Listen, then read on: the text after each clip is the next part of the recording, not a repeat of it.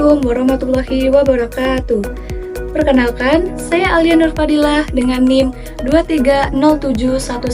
230711609071 dari Universitas Negeri Malang, Fakultas Ilmu Sosial dari jurusan Hukum dan Kewarganegaraan, Prodi Pendidikan Pancasila dan Kewarganegaraan. Di sini saya akan membahas materi mengenai hakikat sila-sila Pancasila dari sila pertama hingga sila kelima. Simak terus video berikut ini, berikut penjelasan dari saya.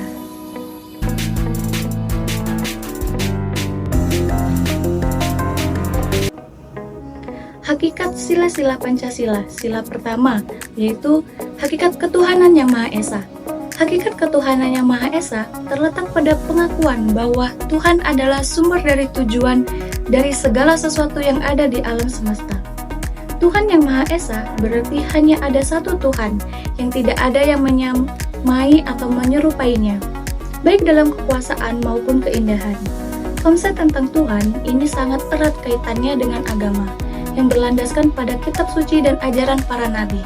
Dalam sejarah bangsa Indonesia sendiri, pengakuan dan kepercayaan kepada Tuhan telah menjadi bagian penting dari kehidupan masyarakat, di mana berbagai agama dan kepercayaan dapat hidup berdampingan secara harmonis.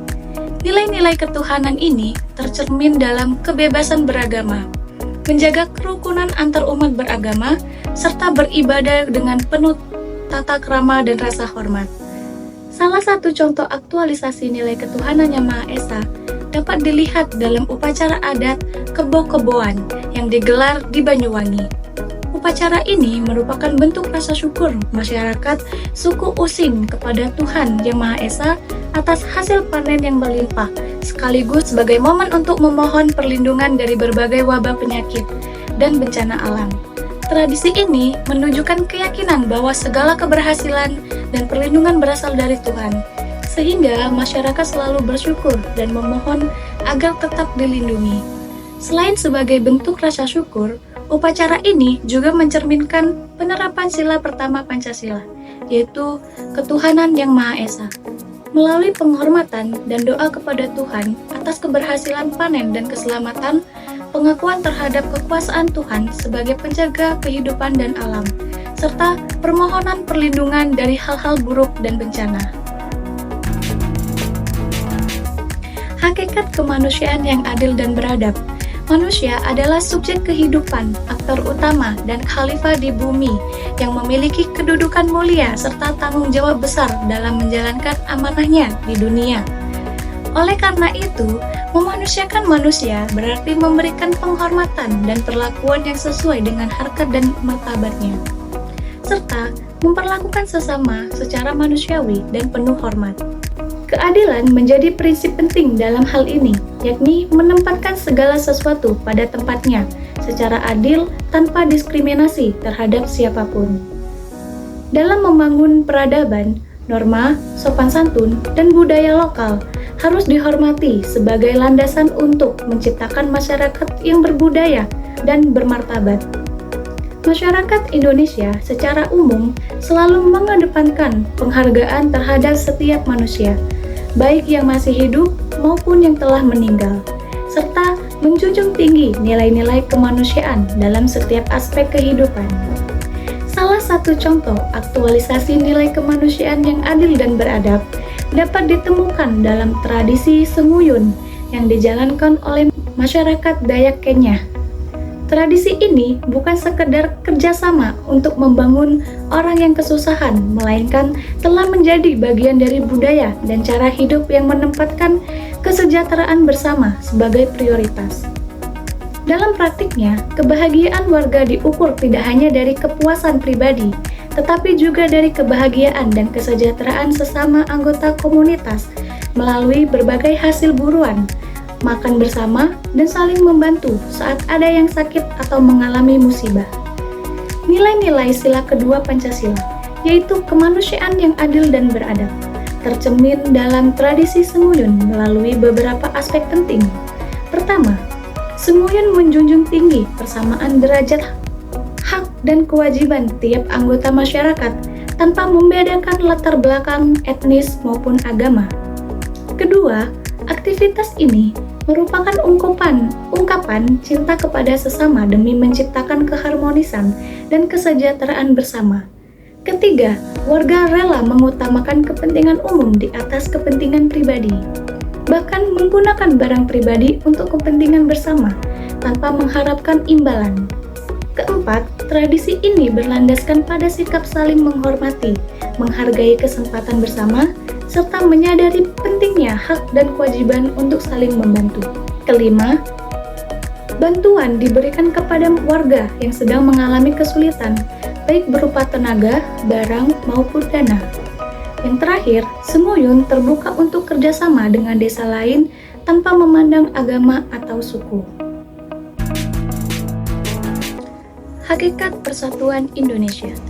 Persatuan merupakan kumpulan dari berbagai satuan yang memiliki karakteristik unik, di mana rasa persatuan antara manusia dan tanah air menjadi fondasi utama terbentuknya nasionalisme. Sejak tahun 1850, kata Indonesia telah digunakan untuk menyebut penduduk Kepulauan Hindia, menandai bahwa konsep bangsa dan negara bersifat dinamis dan selalu bergerak mengikuti perkembangan zaman. Indonesia dikenal dengan keberagamannya yang kaya, terdiri dari berbagai suku, budaya, dan agama. Keanekaragaman ini justru memperkuat rasa persatuan, sebagaimana tercermin dalam semboyan Bhinneka Tunggal Ika.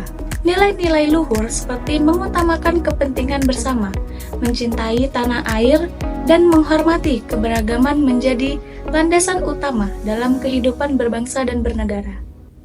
Perayaan Hari Ulang Tahun Kemerdekaan Republik Indonesia ke-78 yang berlangsung di PLBN Jetekun, Kabupaten Bovendigol, Papua Selatan diwarnai dengan semangat kebangsaan dan kebersamaan. Sekitar 251 peserta dari berbagai latar belakang mulai dari instansi pemerintah, tokoh masyarakat, unsur TNI, hingga elemen masyarakat yang mewakili beragam agama, adat, perempuan, dan pemuda, terutama serta merayakan momen penting ini. Dalam amanatnya, Dr. Robert Simbolon menekankan bahwa persatuan serta kolaborasi menjadi kunci utama untuk membangun daerah dan menjaga keutuhan bangsa. Semangat gotong royong dan kebersamaan menjadi inti dari acara tersebut, yang tidak hanya memperingati perjuangan para pahlawan, tetapi juga mengingatkan generasi penerus akan pentingnya menjaga persatuan dan kemajuan Indonesia. Secara prinsip, persatuan berarti menyatukan berbagai unsur yang berbeda menjadi satu kesatuan yang harmonis. Dalam konteks Indonesia, persatuan merupakan cita-cita bersama untuk mewujudkan kehidupan yang merdeka, adil, dan sejahtera. Konsep ini mencakup aspek ideologis, politik, sosial, budaya, ekonomi, dan keamanan yang menjadi fondasi kuat bagi keberlangsungan bangsa. Perayaan di PLBN Jetekun menjadi wujud nyata dari sila ketiga Pancasila, yakni Persatuan Indonesia, yang menegaskan pentingnya menjaga persatuan di tengah keberagaman. Partisipasi semua elemen masyarakat tanpa membedakan latar belakang menunjukkan penerapan semangat Bhinneka Tunggal Ika secara konkret. Akhirnya, peristiwa ini membuktikan bahwa nilai-nilai persatuan dapat diwujudkan dalam kehidupan sehari-hari. Keberagaman bukanlah penghalang, melainkan kekuatan utama dalam memperkuat semangat kebangsaan. Dengan kolaborasi dan gotong royong, bangsa Indonesia mampu menjaga keutuhan dan memajukan diri. Pesan dari upacara tersebut menegaskan pentingnya menjaga dan mengisi kemerdekaan dengan semangat persatuan agar Indonesia tetap maju, adil, dan sejahtera. Hakikat kerakyatan yang dipimpin oleh hikmat kebijaksanaan dalam permusyawaratan _perwakilan. Kerakyatan merupakan konsep yang sangat melekat dalam sistem pemerintah Indonesia. Kata ini berasal dari bahasa Arab yang berarti kepemimpinan, di mana rakyat adalah pemilik kedaulatan tertinggi. Dengan demikian, kerakyatan menegaskan bahwa kekuasaan berasal dari rakyat sendiri, yang memegang kendali utama dalam menentukan arah bangsa.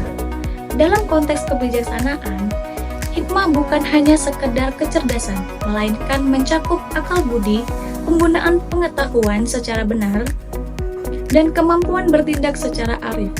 Kebijaksanaan ini menjadi kunci dalam mengambil keputusan yang mempertimbangkan kepentingan berbagai kelompok dengan penuh pertimbangan dan kedalaman pemikiran. Proses permusyawaratan atau perwakilan menjadi bagian penting dalam penerapan nilai kerakyatan. Melalui forum musyawarah, rakyat diwakili oleh perwakilan dari berbagai golongan dan latar belakang. Keputusan diambil secara bersama dengan mengutamakan akal sehat dan keaktifan, sehingga setiap suara didengar dan dipertimbangkan secara adil. Budaya musyawarah sangat melekat dalam kehidupan masyarakat Indonesia, yang percaya bahwa musyawarah untuk mufakat dapat menyelesaikan masalah secara damai dan bijaksana. Nilai kekeluargaan dan saling menghormati menjadi semangat utama dalam proses ini, di mana setiap keputusan diharapkan mencerminkan keadilan, moralitas, dan tanggung jawab yang tinggi. Aktualisasi nilai kerakyatan diwujudkan melalui pengakuan terhadap hak dan kewajiban warga negara yang setara, serta mendorong musyawarah dalam pengambilan keputusan demi kepentingan bersama. Setiap keputusan harus dapat dipertanggungjawabkan secara moral kepada Tuhan Yang Maha Esa, sembari menghormati harkat dan martabat manusia serta menjaga keadilan dan kebenaran. Dalam konteks demokrasi Indonesia, pemilihan umum atau pemilu merupakan wujud nyata pelaksanaan sila keempat Pancasila yang menegaskan bahwa kerakyatan harus dipimpin oleh hikmat kebijaksanaan dalam permusyawaratan _perwakilan. Melalui pemilu, rakyat secara langsung memilih wakilnya di lembaga legislatif dan eksekutif. Proses ini tidak hanya untuk memilih, tetapi juga sebagai bentuk pendidikan politik agar masyarakat memahami dan menghayati nilai demokrasi berdasarkan Pancasila secara bijaksana. Sejalan dengan itu, anggota DPRD seperti Haji Huribno Suman dan Haji Dedi Sopian menekankan pentingnya momentum pemilu sebagai sarana mengaktualisasikan nilai-nilai Pancasila. Mereka aktif melakukan sosialisasi dan simulasi pencoblosan sebagai upaya meningkatkan kesadaran dan partisipasi masyarakat yang cerdas serta bertanggung jawab. Langkah ini menjadi bagian dari upaya nyata menanamkan semangat musyawarah, kebijaksanaan, serta penghormatan terhadap hak rakyat. Selain itu, pelaksanaan pemilu yang dilakukan dengan sikap saling menghargai dan menghormati antar warga dan antar agama sangat penting. Hal ini sejalan dengan nilai luhur Pancasila dan mampu memperkuat persatuan serta menjaga kestabilan sosial politik. Pengamalan pelaksanaan pemilu yang kondusif di Kalimantan Selatan dan Banjarmasin menunjukkan bahwa penerapan sila keempat secara baik mampu memperkuat tujuan bangsa dalam menjaga keutuhan sosial. Jadi, pelaksanaan pemilu di Kalimantan Selatan yang digaungkan oleh Supritno dan Dedi mencerminkan implementasi nyata sila keempat Pancasila melalui demokrasi yang bermartabat, partisipasi aktif masyarakat, dan penghormatan terhadap keberagaman. Indonesia dapat mewujudkan bangsa yang bersatu dan adil. Peran serta edukasi politik yang dilakukan oleh DPRD menjadi bagian penting dalam memastikan nilai-nilai Pancasila tetap hidup dan relevan dalam kehidupan berbangsa dan bernegara, terutama di momen penting seperti pesta demokrasi. Hakikat keadilan sosial bagi seluruh rakyat Indonesia. Keadilan sosial tidak hanya mencakup aspek hukum, tetapi juga keadilan ekonomi yang berlandaskan nilai dan etika sosial dalam kehidupan bermasyarakat. Keadilan harus dirasakan manfaatnya oleh seluruh rakyat, terutama untuk melindungi mereka yang lemah dan rentan. Lebih dari sekadar mencari kebenaran atau kemenangan, keadilan harus mampu menumbuhkan kemakmuran bersama yang merata dan berkeadilan. Masyarakat Indonesia menginginkan kehidupan yang adil dan makmur. Bagi bangsa ini, keadilan membawa ketenangan dan kesejahteraan batin yang harus didahulukan dibandingkan kemakmuran semata. Jika kemakmuran diutamakan tanpa memperhatikan keadilan, hal ini justru dapat menimbulkan kesenjangan sosial dan ketidakadilan yang lebih besar. Untuk mengaktualisasikan nilai-nilai keadilan sosial bagi seluruh rakyat Indonesia, kita harus menjunjung tinggi sikap adil terhadap sesama. Perbuatan luhur yang mencerminkan semangat kekeluargaan dan gotong royong perlu terus ditingkatkan, sambil menjaga keseimbangan antara hak dan kewajiban. Membantu sesama, terutama mereka yang fakir dan lemah, harus menjadi bagian dari kehidupan berbangsa dan bernegara. Selain itu, penggunaan hak milik harus dilakukan secara bertanggung jawab dan tidak untuk tujuan memeras, pemborosan, atau hal-hal yang merugikan kepentingan umum. Sikap dan perilaku kita harus selalu disesuaikan dengan kondisi sosial masyarakat di sekitar. Kerja keras, penghargaan terhadap karya orang lain, serta usaha untuk mencapai kemajuan yang merata dan berkeadilan sosial harus menjadi bagian dari kehidupan sehari-hari. Salah satu contoh aktualisasi nilai keadilan sosial dalam program Keluarga Harapan atau PKH yaitu program bantuan sosial bersyarat yang diberikan pemerintah kepada keluarga miskin dan rentang yang terdaftar dalam data terpadu penanganan fakir miskin. Tujuan utama PKH adalah meningkatkan taraf hidup penerima manfaat melalui akses yang lebih baik ke layanan pendidikan, kesehatan, dan kesejahteraan sosial. Program ini juga bertujuan mengurangi beban ekonomi keluarga miskin, serta mendorong kemandirian mereka. Bantuan diberikan dalam bentuk uang non-tunai yang dapat digunakan untuk memenuhi kebutuhan dasar. Pelaksanaan PKH merupakan contoh nyata dari aktualisasi sila kelima Pancasila, yaitu keadilan sosial bagi seluruh rakyat Indonesia. Program ini menekankan prinsip pemerataan dan keadilan, memastikan kelompok masyarakat yang paling membutuhkan mendapatkan perhatian dan perlindungan dari negara.